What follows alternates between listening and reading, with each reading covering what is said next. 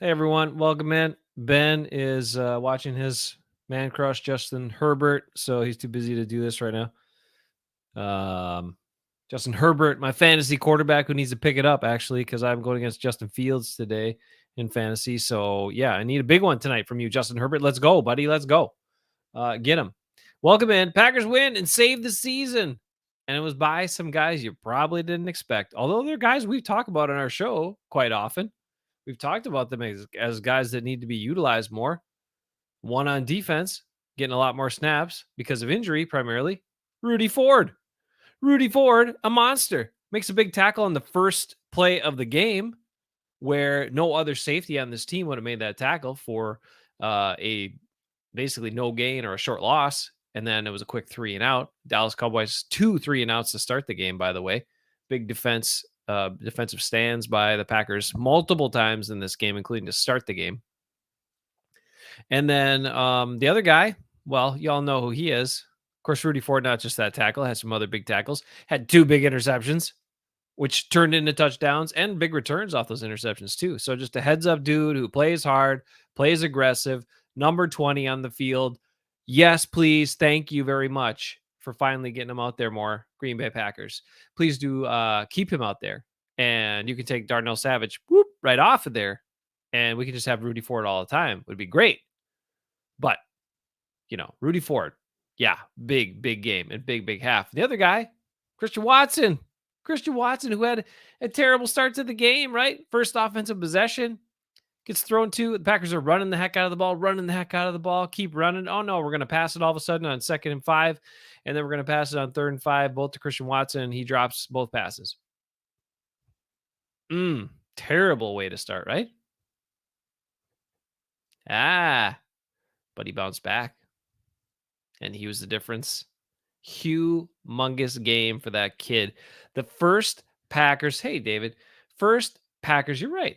You knew it. You had watched our show, and you watched the Packers. David knows it.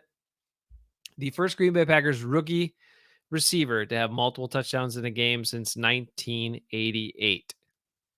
Y'all know who that was, right? In 1988. That was like one of the best receivers of all time who should be in the Hall of Fame, Sterling Sharp. Last guy to do it. Last Packers rookie wide receiver to have multiple touchdowns in a game. Christian Watson. Let's just take a look at the stats here real quick. Lots of fun. I can pull them up too. I'll show you as we talk about them. Why not? Why don't we just go that way right away and sneak a peek here at these statistics from the game, because Christian Watson had a breakout game. And let's be real, we need him, guys. We need that kid. We need him to be an impact player. We need him to be the man. He is a key part to the Packers' success. We've been talking about it. We've been talking about how they want to use him. You see the physical tools. He's got to be more consistent at catching. But confidence goes a long way when your confidence is down versus you catch one. Confidence goes up and you make some great plays in the game and some impactful plays. But so when you look at it, Christian Watson finishes this game 4 catches, 107 yards, 3 touchdowns, an average of 26.8 yards per reception. So exactly what we needed at the right time. And the other big shift in this game, other than the huge emergence of Christian Watson, timely play by Allen Lazard in overtime, Aaron Jones being featured, Isaiah McDuffie making 12 tackles in this game all over the field today. Jair making tackles, 9 tackles in this game, 7 solos for Jair. He showed up. Rudy Ford, man, 4 tackles, 2 picks. Damn. Kingsley and Igbari getting pressure in limited snaps. I don't know. He was gone for a while and he's back in. We had way too much. We had all guys contributing, all these kinds of guys contributing. But the other big factor in this game, 24 carries for Aaron Jones, 13 carries for A.J. Dillon, only 20 pass attempts. Remember how we've been talking in all the Packers losses, how they have thrown it more than twice as much as they run it in all the games they've lost this year. So winning formula is start with the run game, use the run game, play off of the run game. And Aaron Rodgers played his best game of the season, one of the best games I've probably ever seen him play today. Because he was 14 out of 20. Those 2 drops by Watson, you throw those in there, could have been 16 out of 20. And he was efficient. And he also handed the ball off. And there was a little exchange, and we'll get into that later in the week when we take a look at everything. But it is clear that Matt LaFleur, after the losses and after last week again and being that imbalanced or unbalanced, took charge and said, no, we're going to start playing the way we need to play, the way I want to play. 33 and 28 are our best guys. Let's play through them. Let's play through the running game and work the pass game off of that. And you can see that evidence here in the game with 37 rushing attempts by them, 2 by Aaron Rodgers, 20 passing attempts. So basically when he ran those 2 times, it was 2 passing attempts. So it could be 22 passing attempts, pass plays called, and 37 running plays called. Bravo, Matt LaFleur. Bravo, Aaron Rodgers, for playing that way, for accepting your role and understanding that the best way for this team to win is play through the running game, which we've also have been talking about for weeks and weeks and weeks on our show, and probably more than weeks, probably years. But anyway, it equaled success. Now, why do they got to make it so crazy? I don't know. Why the game's got to be so damn crazy? Don't know. But they do. They're exciting. We had fun, and they won. And a lot of standout guys from this game. Lots to be excited about for Packers fans, and some really cool plays and some wonderful efforts. And again, a blunder by Mike McCarthy, not taking a field goal there. Now, the Packers still might have scored a touchdown if they wanted to. There, I believe they would have on that overtime drive. But all they had to do was kick a field goal, thanks to good old Mike McCarthy going for it on 4th down there. So rather than trying to field goal. So anyway, we take all of that and we'll take the win. Overall stats for the game, again, crazy overtime thriller, 31-28. Packers now up to 4-6 in a must-win game, a game that saves the season, at least for now, and they got to keep going one at a time, and they got to keep winning. 415 yards for the Packers, 421 for the Cowboys. Passing yards, 262 for the Cowboys, 208 for the Packers. Rushing yards, 159 for the Cowboys, 207 for the Packers. 208 passing yards, 207 rushing yards. Yes, please. That is a winning formula for this team. It also helps the offensive line. Offensive line played a lot better today. Why? Because they started that way, because they used the running game, because they allowed them to attack on run blocks. All of that stuff. And you should be super excited about it as a Packer fan. Yards per play, 6.8 for the Packers. That's their highest yards per play. It might be a whole season, but definitely in a while. 20 first downs for the Packers, 24 for the Cowboys. Third down efficiency, Green Bay was 6-13. Fourth down efficiency, 1 for 1. 61 total plays for the Packers, only 79 for the Cowboys. But part of that is, the Cowboys had some long drives with a lot of plays, and the Packers had some big plays with Christian Watson today. Only a couple of sacks allowed, 4 punts, penalties. We had unfortunately 2 fumbles lost in this game. One on the sack of Aaron Rodgers, which put the defense in a bad spot, but they responded. They responded to that.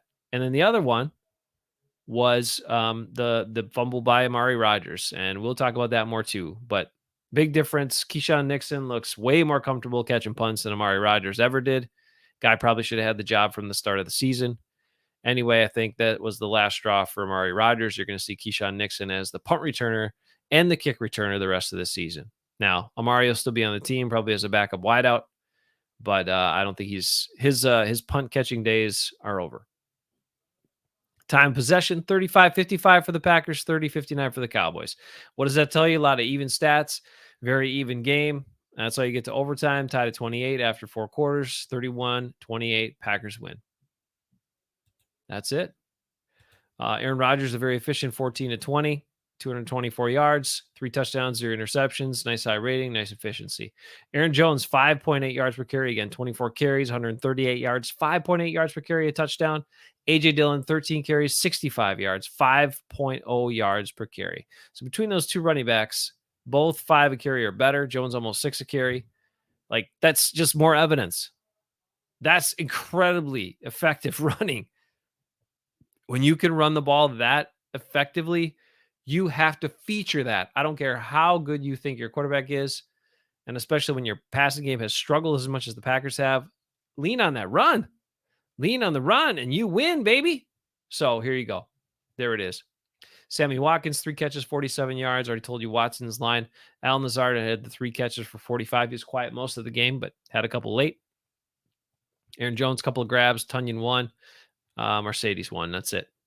Lots of guys with tackles on this defense, playing hard, playing well, and some good stuff overall by the Packers. We also had, for the first time in my life, we had 3 kickers active for this game.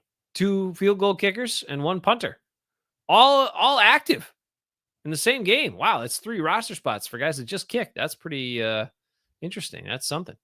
So anyway, is weird. I was a weird call. I would have just put Mason on. I would have just benched Mason then or put him inactive, right? Just make him inactive. If he can't kick off and kick, and your punter can't kick off, then make him inactive. Let the other guy kick for this game until he's ready to kick again.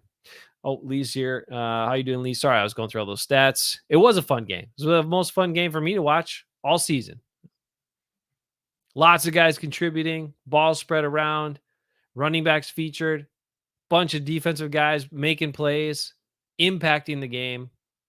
So as a Packers fan, I know they're still 4-6. I know there's a long way to go, but we saw signs of life, and we also saw a formula for winning, for beating anybody.